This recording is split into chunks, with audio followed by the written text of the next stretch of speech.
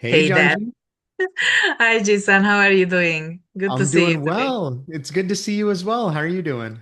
Yeah, all good. And oh my God, it's been ages. It feels like we haven't spoken for quite some time, have It we? has been it has been a few months, right? So, and welcome to everyone who's joining us. This is the Own It or Quit It podcast, the Career Wake Up Call.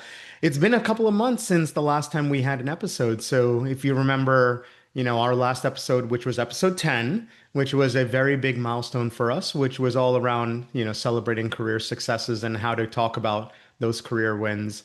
And it was funny, we finished that. We felt really good because when we first started this journey, it was all about having a limited series because we weren't sure how long we were going to go. We reached 10 episodes. We said, let's take a couple of weeks off and we'll come back with season two. And surprisingly, it's been a few months. And here we are back with season two. So, one thing that I'm really excited about is continuing this journey with you and tackling Same conversations. here. And, when we reconnected, I think, the natural question that came up was what should be the topic for season two? And I think the one that obviously comes to mind is what happens when life gives you a curveball, right? Because I think for both of us over the last couple of months, the career has been given a curveball.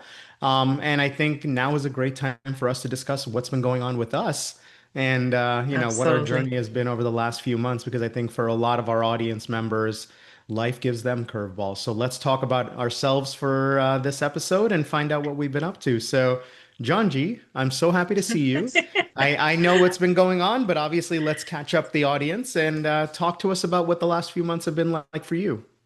Yeah, well, it's been an interesting last few months. And just to kind of reassure our audience that we haven't came back sooner, not because we gone off the podcast or we just lost interest, but we had our own curveballs as well, both of us, different kind of curveballs, but quite substantial ones. And we had to creatively respond to the situation, and that's where the idea was coming, that why don't we just share that with our audience and see, you know whether there are any learnings to cherish from our experience. So my curveball was quite a serious one. I got I ended up on the operating table with an issue that was coming from nowhere, and I've never been operated before. I touch wood, I've been always very healthy, and this situation really changed my perspective about many things. Fortunately, so spoiler alert, I'm all back to normal. It's been all taken care of, and I'm fully recovered, and it's all good.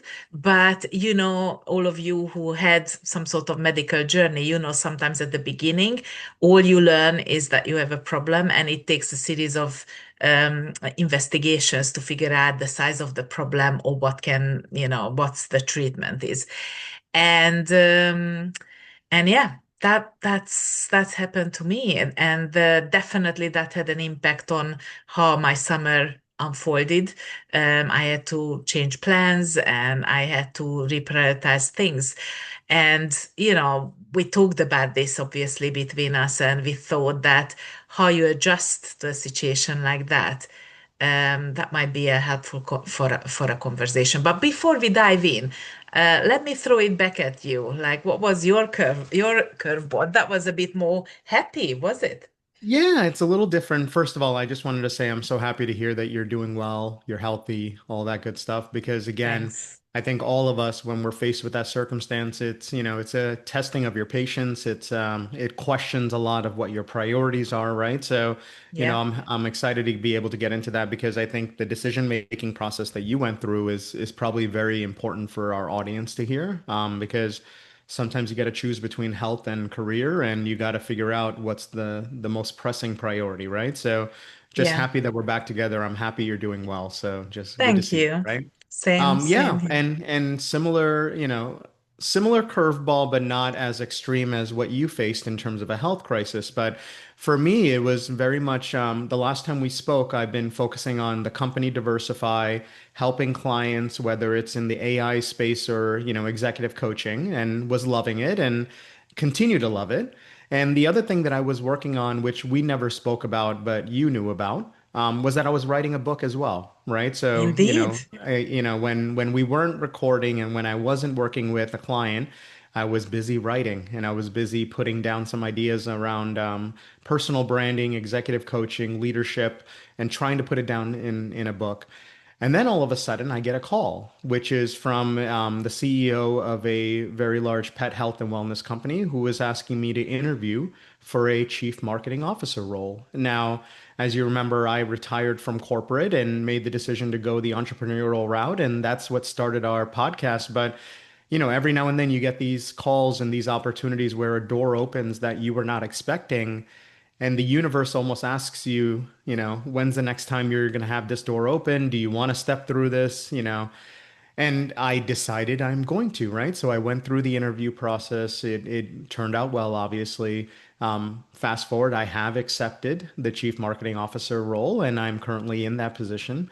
And it allowed me to reassess my priorities, right? Yeah. Because there's obviously it's a very big role, but also it's impossible to be able to juggle clients and the entrepreneurial route while still going back into corporate and doing such an important job as a chief marketing officer. So I made the choice to kind of put aside the clients, close them out the right way, make sure that, the relationships are strong and all that good stuff. But I have now shifted back into corporate America, which, 4 months ago when we were talking, it wasn't even on the table and we weren't even considering that. And we were talking about building up our client base. So happy to get into the details, but I'm very excited to be able to say that, I've had a wonderful journey. It's been about a little over 5 months now.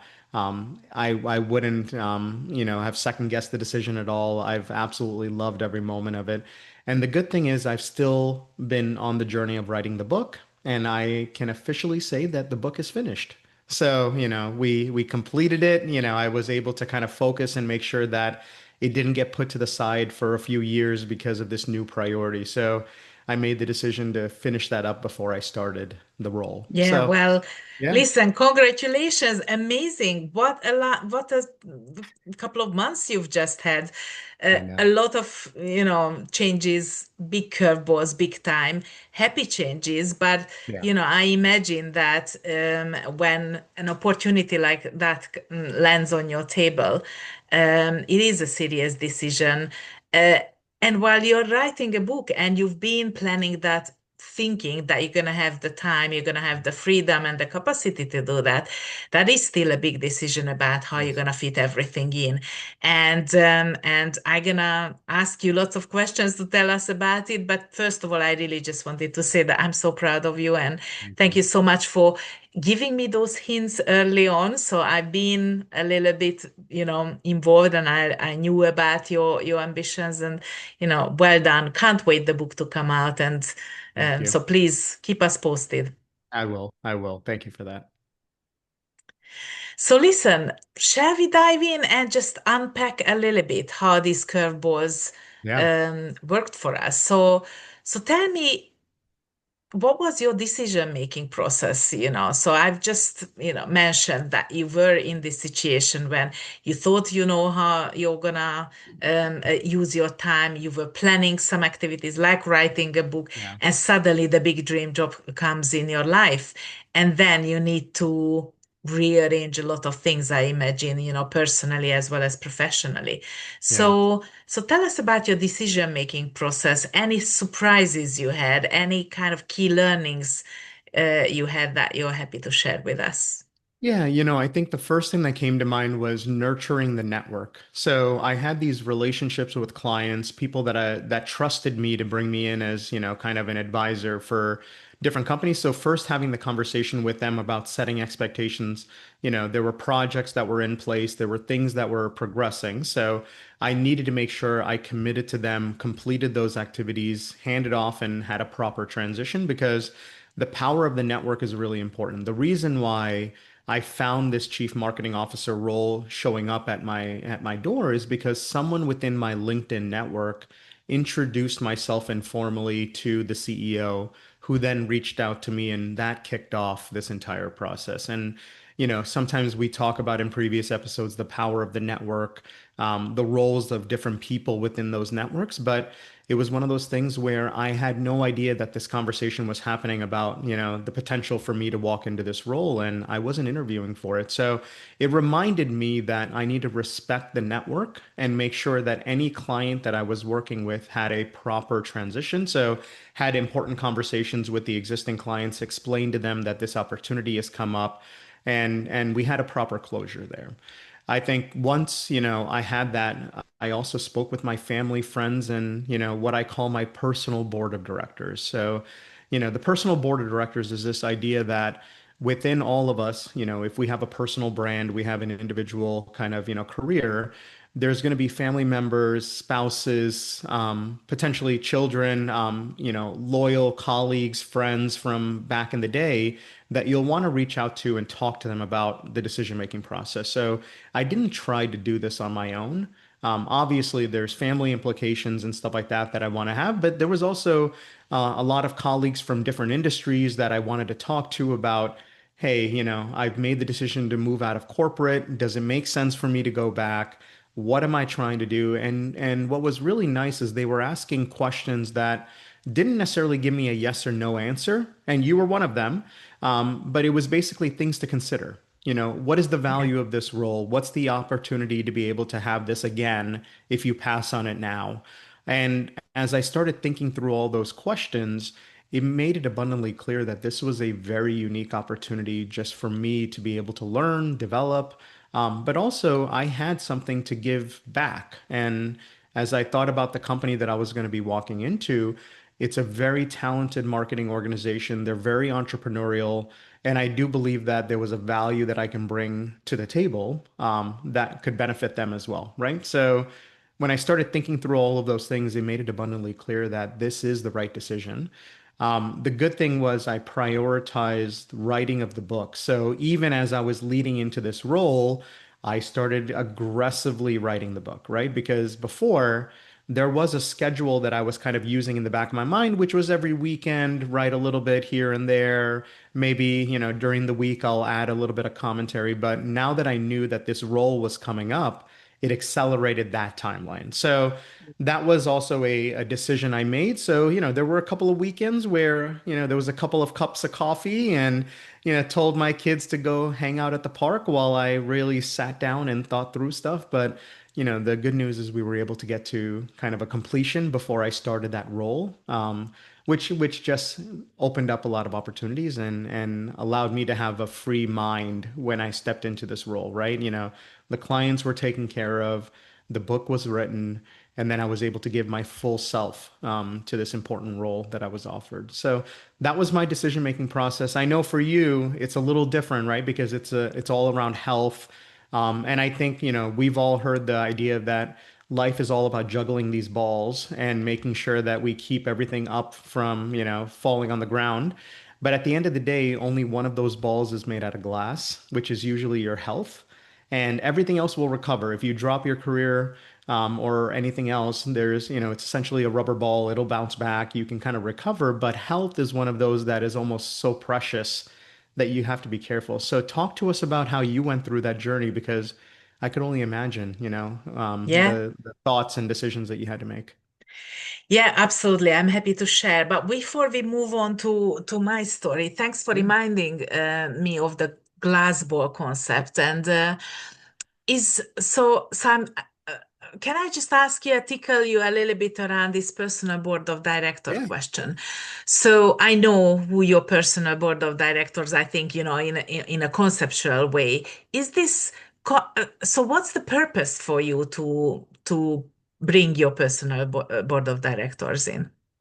Yeah, look, these are people that I've built long-standing relationships with. To be quite honest, you're one of those people because if I think back to our days in Central and Eastern Europe, you saw a potential in me that when I was very young and I was going after my first director role at a major company, you and the president at the time were the ones that made the decision that I do deserve to step through that door, even though I may not have that experience. And there's been a collection of people that have seen my journey throughout the years.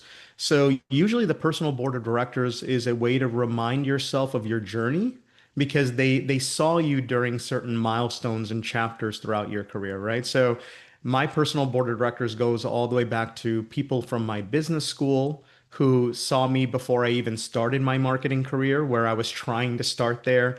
Individuals like yourself, where I moved from individual contributor to then a marketing leader. And those transition points are really interesting because sometimes we ourselves forget what that journey was like. And these individuals are almost, those moments in time where they remind you, well, when you told me that you wanted to be a marketing leader, here's what you said was important. Here's how you made your decision back then. Is that still relevant now? Or if I talk to my business school friends, they would explain to me when you were transitioning from tech to marketing, here's how you explained why that was important to you. And they almost reminded me, like, are those questions still relevant? Are you still Yeah, seeing that purpose? So yeah, for me, it's always like pages in the book. You're going yeah, backwards a little bit to reread, your yeah. chapters, and those individuals are almost the narrators of that story. Yeah. Well, the reason I'm asking because, I work with clients in career transition situations and networking and mobilizing their contacts is a very important topic. Yeah. And what I experience with you as, thank you for involving me in your personal board of directors role.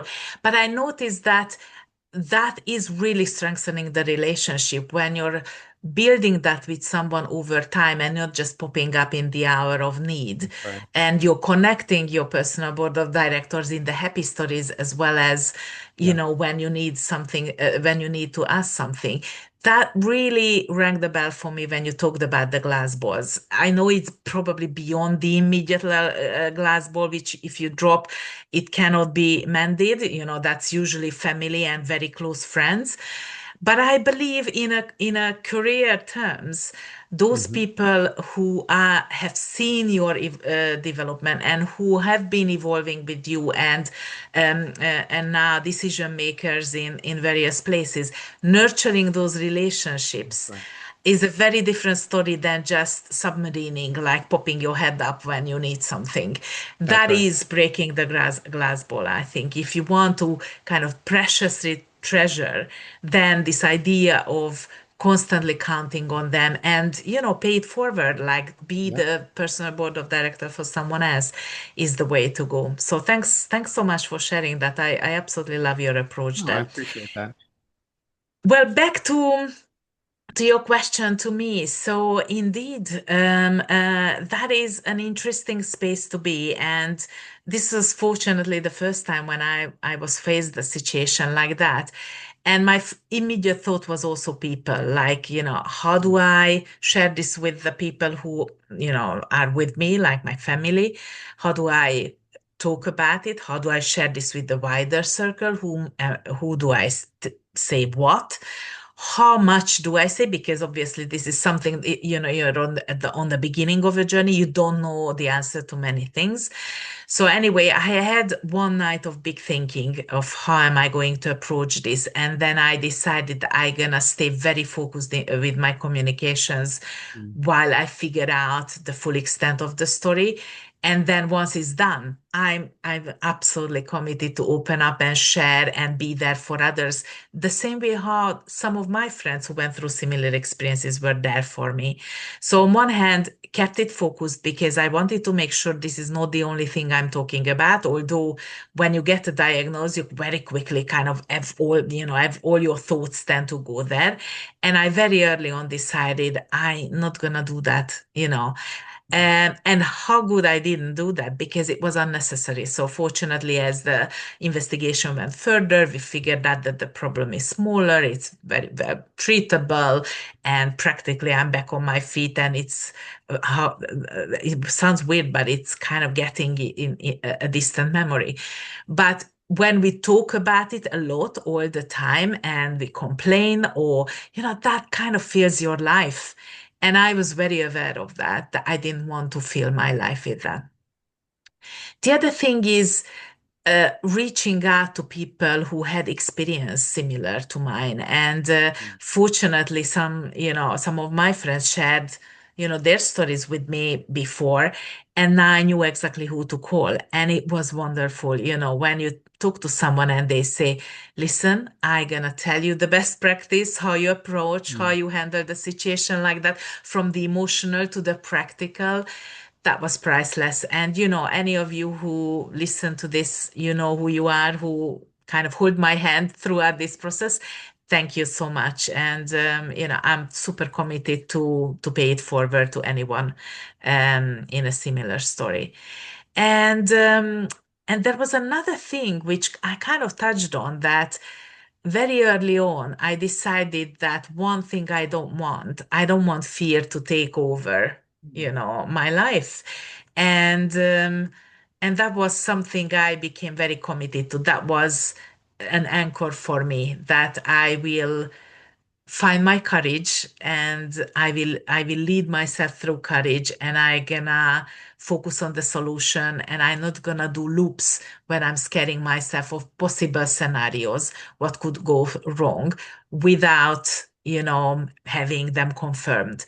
So Sure. very early on I decided I'm not gonna Google anything, I'm not gonna ask ChatGPT to tell me what's going on. Small tests, like when I had a blood test, of course I was asking ChatGPT, but I stopped Googling the disease and so on. And I must say that this is working for me really well. It took a couple of weeks to get through the whole process. Everything happened very quickly.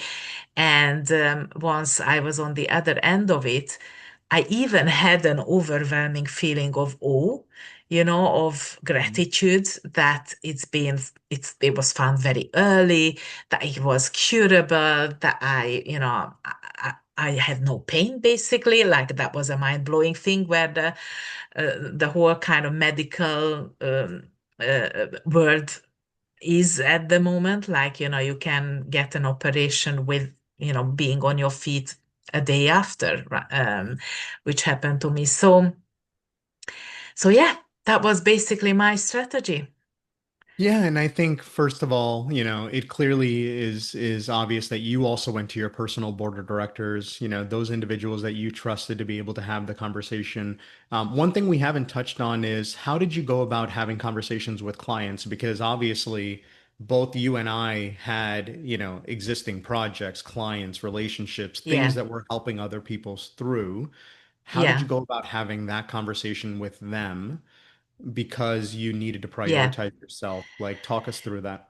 Yeah, well, it's thanks for the question. Actually, this situation taught me big time, what it is to be an entrepreneur, because I'm sure I'm not the only one who kind of a starter, solopreneur, and you only plan for opportunities. You have no contingency plan. What do you do when you need to get out of work for a couple of weeks?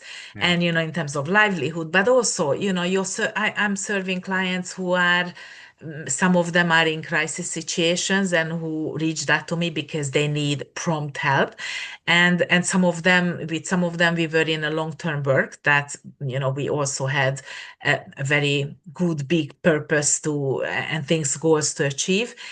But when something like this happens to you, the priorities become clear immediately. So, where although I've been always there for others, since I was a child, as the oldest sibling, I was always, looking after my younger ones.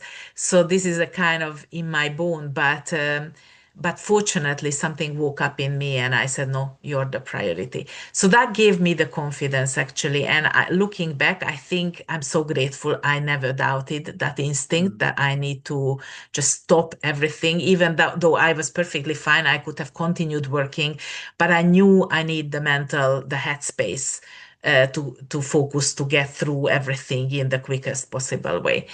Um, Also, having the right clients is just amazing. I've learned in my coaching course how to attract the right clients, and what do you do, how to kind of magnetically make sure that you work with the people who you want to work with.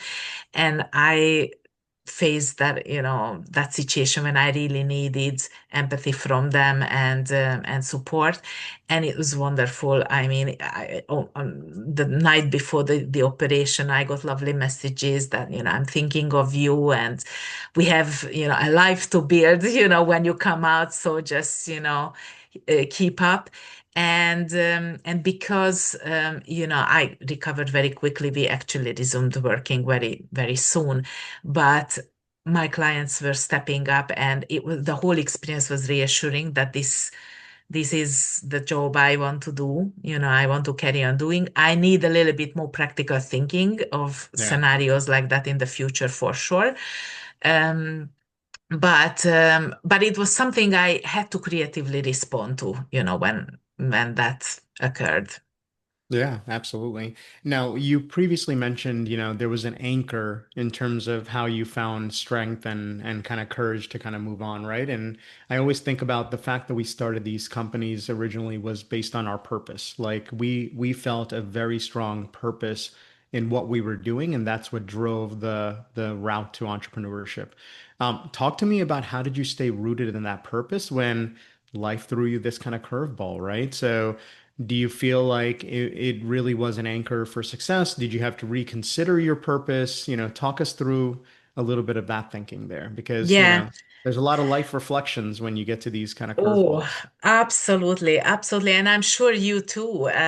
But Mhm. let me then kick this off. So I've been very clear for some time that my work's purpose is to helping through people tricky, sometimes, crisis times, mainly around their career. But because I work with clients midlife and beyond, often those transitions are peppered in with other elements of life, like health diagnose or a relationship situation. So it's usually a complex personal change, and and I've been very purposefully educating myself around this. I did courses around transitional intelligence, and even a curriculum was about health and health diagnose. But it's a very different thing to learn about it than live it.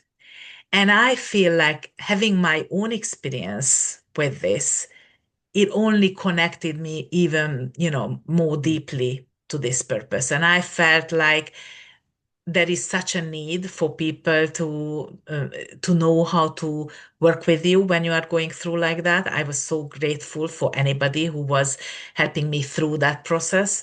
And it just reassured me that, what I do is important. And I got, reconnected with that. And I felt like I even, with this personal experience, I gained more insights what's happening with us when we are in this kind of limbo liminal situations where we don't quite know how to move forward.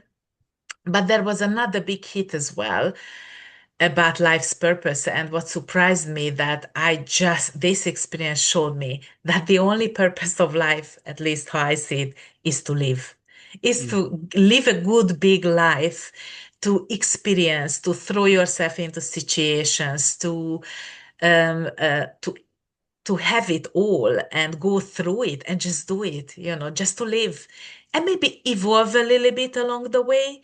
But living is a big enough purpose. And the way how this came to me was actually in that very dark hour when I found my diagnosis in the system and haven't talked to my doctors yet. So I kind of knew there is a problem, but I couldn't figure out how big it is. Yeah. And uh, and I just decided that the way how my personal strategy to attack fear is that I think of the worst. So I like to think of the worst and then walk back from there. So I thought, all right, I'm gonna see my doctor tomorrow. What if they say I have 3 months to live? Which was a little bit of an exaggeration because I was perfectly fine. I didn't feel any pain or Yeah. anything. But anyway, I needed to think that through. What if I have 3 months to live? And the surprising answer to that question in my head was, well, if that's the case, I gonna buy a ticket to Australia because I want to see Australia before I die. And that thought put smile on my face. And I thought, Johnji, this is how we're gonna do this. You're gonna live until the moment you die. And living for you means Mm. travel, seeing places, going on adventures, and that's how I realized that, well, actually, living a big life is the purpose Yeah. for me.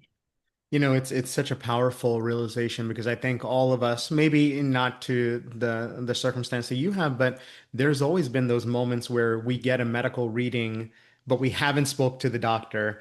And that little period of time, you can go negative, Yeah. positive. You can do Dr. Google, Dr. ChatGPT, and Yes. go down a rabbit hole of all the things that possibly could go wrong. But obviously, you pulled yourself out of that and you Yeah. found a little bit of peace in at least this idea that you can go hang out with koala bears and Yeah.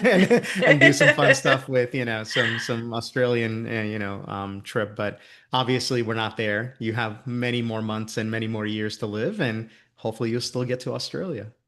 Well, now it's in my head. I need to make it happen. So, That's right. There you go. all my friends in Australia, if you listen to this, I'm on my way. That's fantastic. But listen, tell me about you. How Yeah. did this change this curveball? What did it do to your sense of purpose?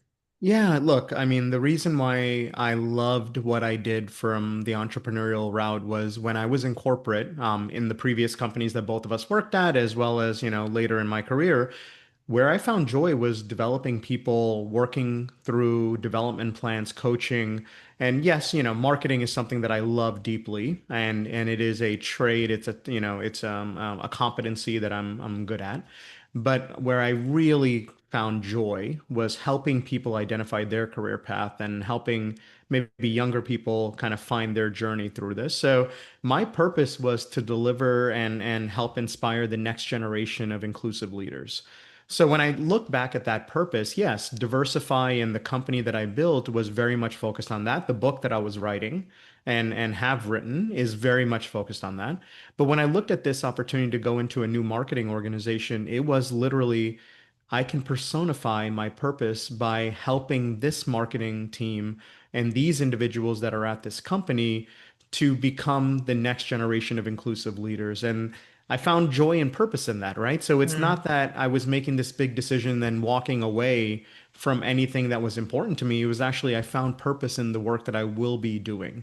And I think that gave me a lot of peace because now I can go into every conversation with my new team, with my leadership team, and even the levels below it with that intention. Like I plan to develop the next generation of inclusive leaders. And it's a hard thing because at sometimes when you make a decision to start a company, there's a lot of like setup, there's a lot of organization, there's a lot of hard work you do to create this company and then go out there and talk about it and do podcasts and explain on LinkedIn what you're doing. And then you're kind of deviating to this new role. But I said, you know what? It was all worth it because if I didn't do all those steps, maybe this role would have never shown up. So I yeah. kind of made the decision. It wasn't one or the other. It was actually the natural journey. I think by making the decision to retire, by making the decision to start this company, someone in my network saw all of this happening. And that's what opened the door to this opportunity. So I felt like it was all actually connected, right? And Yeah. I took peace in the fact that no, actually, the reason why this existed is because of all the steps you've taken, and this is just the next step. So Yeah. it's a little bit of trust. It's a little bit of like belief in the universe that this is going to be the right thing for you. And as long as you bring your family and friends along, I feel like I'm still living my purpose and it feels, exciting, right? And it's a renewed Yeah. purpose that I can still achieve it in this new role. Wonderful. And listening to you makes me think that, our podcast title is Own It or Quit It. When you get a curveball, you have choices to make, right? And you need to decide often what you own, what you quit. And sometimes owning it means you need to quit something That's and right. vice versa. So would it be a good homework for our audience um, to kind of, guys, think about it? What was your curveball in the last several weeks, or the last one you can remember? And what were your choices? How did you decide to go about them? And with a specific lens of what did you own, what did you quit. Mm. And one more thing that I think we wanted to talk about, that quitting has a special, funny, negative connotation. I often talk to my clients who are in a tight situation. They really hate what they're doing, and they keep powering through because I hear this like very often from senior executives in the corporate world. I'm doing it because I'm not a quitter. And that I always stop there and I say, Yeah. so what does it mean you're not a quitter? So if you are in the worst possible situation that is damaging for your health and ruining your relationships and so you're not gonna quit just because you're not a quitter. What does that mean? I'm not a Mm. quitter. So why don't we glorify quitting a little bit? And we ask you guys to think about, I think you heard our stories where quitting was a key element, that we had to both quit Yeah. certain things in order to win the situation, or come out on the other end even. So why don't we think about quitting as a tool, a strategic quitting as a tool to come out on another end, or get to a better place where we are today? Do you want No, to add anything?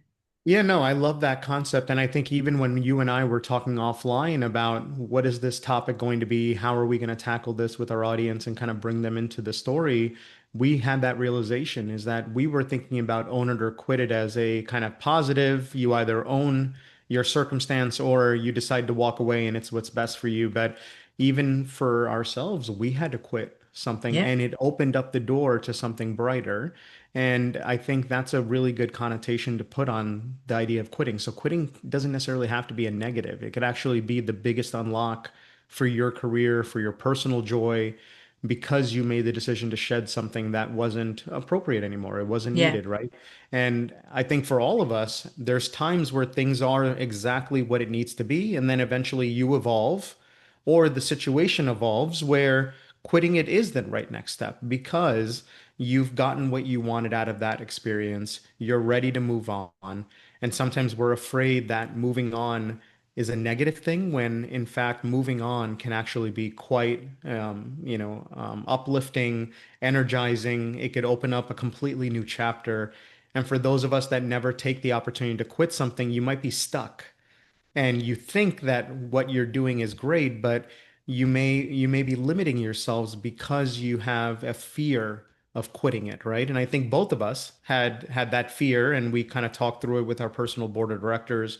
We rerouted ourselves in purpose, and then we made the decision that yeah, there's going to be yeah, things that we're going to have to put aside because this next opportunity is really important. And look, there's a lot of unknowns as well, right? If I walk into a new role as a chief marketing officer, there's going to be things that I will not be completely in control of. I may not be aware of it, but I own it, right? And same thing for you. I think having gone through this journey, now you can connect with clients on a level that maybe you weren't able to in the past, where theoretically you were able to talk through a health crisis. Now you can personally talk through a health crisis. So yeah, you're a better coach for it, right? And you yeah, know, life gave you that opportunity. So yeah, I think absolutely. it's a really cool homework.